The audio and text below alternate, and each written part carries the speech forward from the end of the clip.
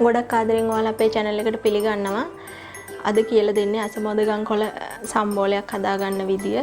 ඔයාලා අපේ channel එක subscribe කරලා නැත්නම් subscribe කරලා දැම්ම එකතු වෙන්න.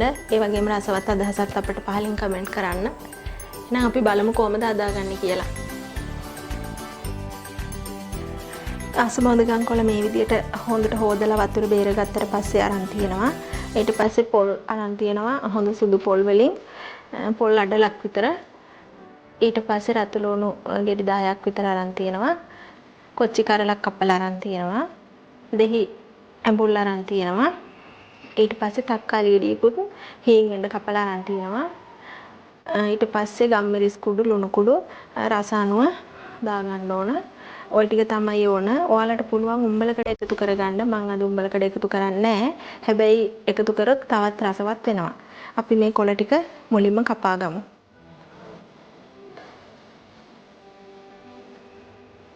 අපි හීංගෙන් මේක කපා ගමු. ඔයාලට පහසු විදිහකට ඔයාලා කපන්න. මම ගොඩක් කොළ ಜಾති කපන්නේ බිම වාඩි වෙලා කපන කැත්තෙන්. දැන් මෙතන ඔයාලට ඒ විදිහට පෙන්වන්න බැරි නිසා තමයි මම මේ විදිහට කපන්නේ.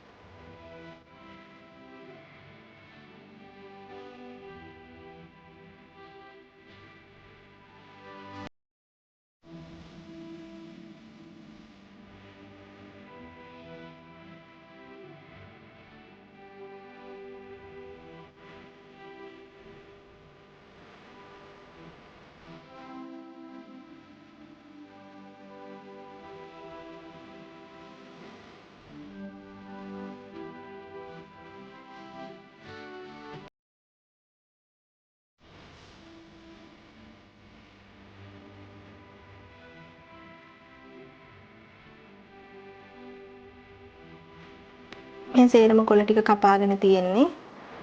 ඊට පස්සේ අපි තක්කාලි ටික ලුණු මිරිස් ටික එකතු කරගමු.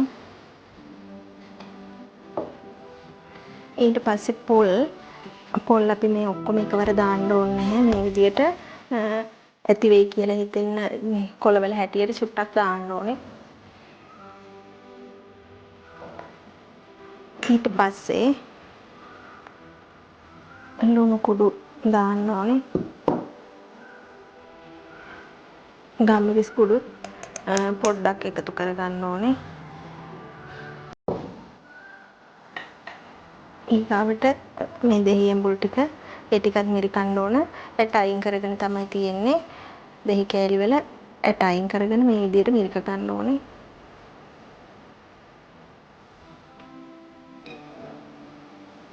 දැන් අපි පරිස්සමින් මේ ටික අනා ගන්නවා. රතු ලුණු වැඩිපුර මම අරන් තියෙනවා. ඔයාලා අඩු වැඩි කරගන්න පුළුවන් ලුණු වල ප්‍රමාණය.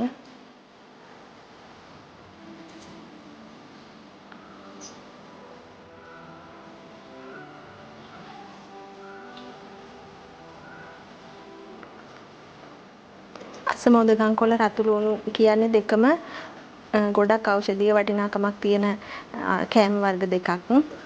බඩේ අජීර්ණ වලට අසමෝදගම් ගන්නවා. ඒ වගේම රතු ලුණු පීනස වගේ ඒවටත් ගොඩක් ඒවට එකතු කර ගන්නවා. අපි මේ වෙලාවේ ලුණු බලලා ලුණු මදි නම් ලුණු චුට්ටක් එකතු කර ගන්නවා අය.